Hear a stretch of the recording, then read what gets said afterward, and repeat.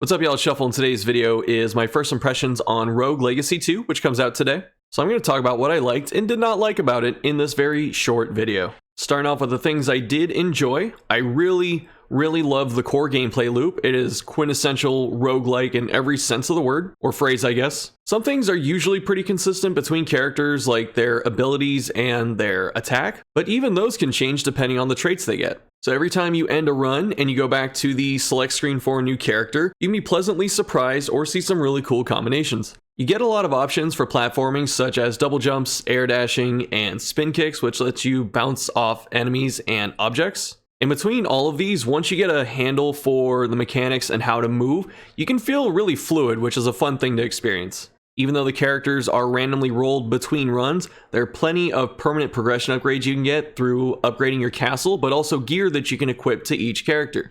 The main defining feature between different things of gear, so different levels like Leather or Warden or Sanguine for instance, is primarily their weight. So some characters you might want to build a bit lighter in terms of weight, and some you don't mind going heavier. So you really have a lot of customization, and you can apply all of your gear to every character at the same time, or you can set it up so each character gets their own specific loadout. Then of course there's the castle that you upgrade between runs with your gold, and as you upgrade it, you get more permanent progression, either through unlocking new classes or stat boosts.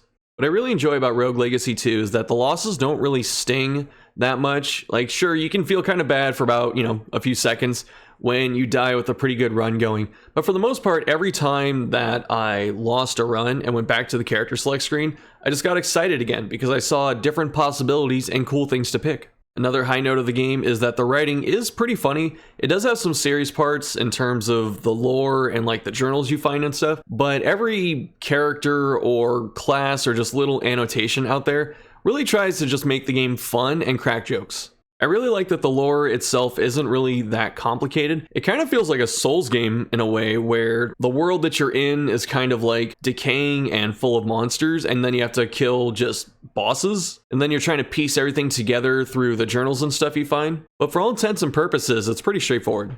Something else I greatly enjoyed in this game is that you can set your own goals for each run. Sometimes you might get a really good starting set for a character, or sometimes you might just get a really bad one, like Pacifist for instance. I had one run where I had Pacifist and I believe Panic Attack, so I couldn't do damage to enemies, and if I got hit, the screen went dark. But because of that, I had a bunch of bonus gold from these negative traits, so really the goal of that character was to run around and loot as many chests and objects as possible. Because of that, what I mean by setting your own goals is that you can take a run and choose to go farming with it, you can choose to try and progress through the game with it, or you can just make some kind of challenge run. The last thing I really enjoyed about the game is that there are a lot of classes. You start off with one, but you can get a couple others pretty quickly, so it really diversifies your runs. And then even within a couple hours of playing the game, you have access to like 6 different classes or more. So it takes a long time before runs start feeling stale. As far as negatives go, there really isn't much to talk about. I'm not about to say it's a perfect game without beating it, maybe it is, but I really enjoyed pretty much everything there was to experience. I think if I did have to pick an outstanding negative, it would be something like the fact that the game probably just isn't for everyone. And I'm not talking about just the gameplay. I know roguelikes aren't for everyone, but I was talking to another streamer the night before, and they asked what I played, for my stream that day. And I said Rogue Legacy 2. They took a look at it and they said, well, that looks a little too indie for their tastes. So I can understand if people are put off kind of either by how the gameplay looks or how it plays or the graphics. But I still thought the graphics were really cool and the art style meshed very well with the theme.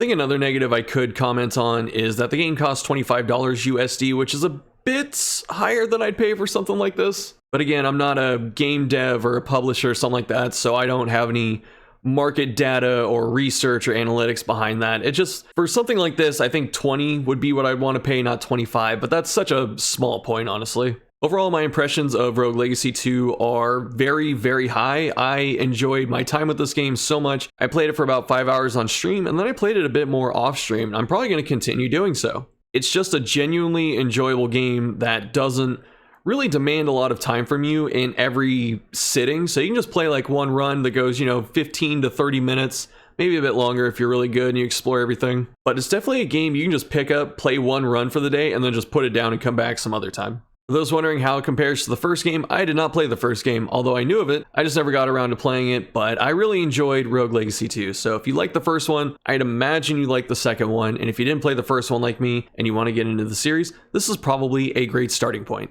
Anyway, that's going to do it for this one. Thank you all so much for watching, and I'll see you next time.